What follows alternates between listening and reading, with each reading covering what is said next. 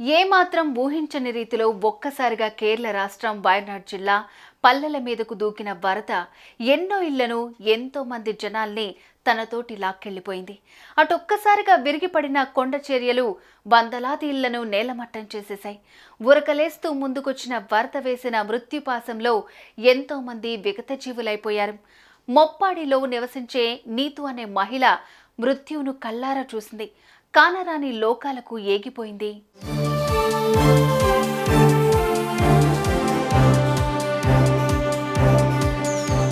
Green state కేరళలో ప్రకృతి చేసిన వికటాట్టహాసం వయనాడ్ జిల్లాను మరుభూమిలాగా మార్చేసింది. విరిగిపడిన కొండ చర్యలు వందలాది ఇళ్లను భూస్థాపితం చేశాయి. ఇప్పటిదాకా 163 మంది చనిపోయారు. మరో 200 మందికి తీవ్ర గాయాల పాలయ్యారు. ఆసుపత్రిలో చావు బతుకులతో పోరాటం చేస్తున్నారు. ఇదంతా ఒకెత్తైతే వయనాడ్ జిల్లాలోని టీ, కాఫీ తోటల్లో పనిచేసేందుకు వచ్చిన 600 మంది వలస కూలీలు ఎక్కడున్నారో, ఎక్కడ చిక్కుకుపోయారన్నది తెలియరాలేదు. పచ్చటి కొండలతో, మెల్లగా పారే సెలయేళ్లతో నిన్న మొన్నటి దాకా కలకల్లాడిన వయనాడ్లోని పల్లెల్లో నేడు శ్మశాన వాతావరణం తాండవిస్తోంది. ఈ మహా విలయంలో బయటపడుతున్న ఒక్కో విషాద గాథ గుండెల్ని పిండేస్తోంది.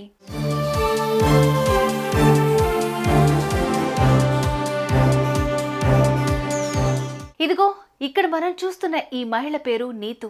వయనాడ్ జిల్లా మొప్పాడిలోని డాక్టర్ ముప్పెన్స్ మెడికల్ కాలేజీ ఉద్యోగి. మంగళవారం రాత్రి తన భర్త కన్నబిడ్డతో ఆహ్లాదంగా గడిపింది. వర్షం ఆగకుండా కురుస్తోంది.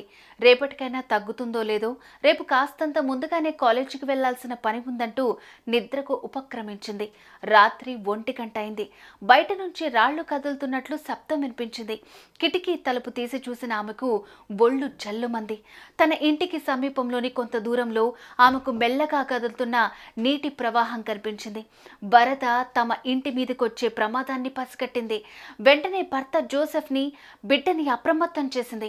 ఆ తర్వాత మెడికల్ కాలేజీలో ఉన్న నైట్ డ్యూటీ స్టాఫ్కు ఫోన్ చేసి పరిస్థితిని వివరించింది. అలా మాట్లాడుతున్న సమయంలోనే ఆమె ఇంటిని నీరు చుట్టుముట్టడం గమనించింది.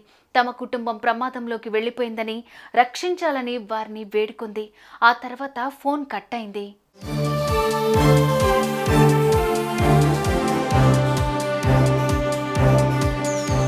నీరు ఇంటిని చుట్టుముట్టడమే కాదు, అది ఇంటి ముంగిట్లో కొద్దిగా పెరిగిపోవటం గమనించింది. దీంతో మరోసారి ఆమె ఫోన్ చేసి ఇంట్లోకి నీరు ప్రవేశిస్తోందని, ఎలాగైనా తమను రక్షించాలని బోరుమంది. భర్తని, కన్నబిడ్డను ఆ ఇంట్లో ఉండే ఓ అటక మీదకు ఎక్కమంటూ సూచించింది. ఎవరైనా వచ్చి తమను రక్షించి తీసుకెళ్తారని ఎదురు చూడసాగింది.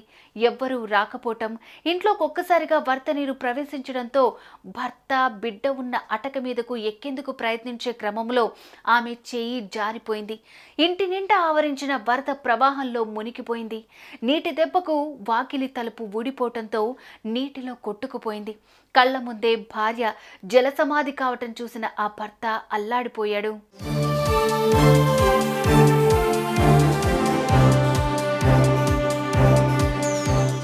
ఎన్డీఆర్ఎఫ్ బృందం సహాయంతో ఓ 2 కాలేజ్ సిబ్బంది అతి కష్టం మీద అక్కడకు చేరుకున్నారు.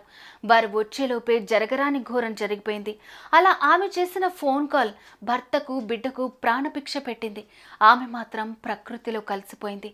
ఒక్క నీతు మాత్రమే కాదు, వయనాడ్ జిల్లాలోని మొప్పడి, మండక్కై, చూరాల్మల, అట్టామల, నూల్ పాజా గ్రామాల్లో ఇలాంటి హృదయ విదారకమైన సంఘటనలు ఎన్నో చోటు చేసుకున్నాయి. సుమారు 6 ఏళ్ల క్రితం కేరళను అతలాకుతలం చేసిన వరద బీభత్సాన్ని మరోసారి గుర్తుకు తెచ్చాయి.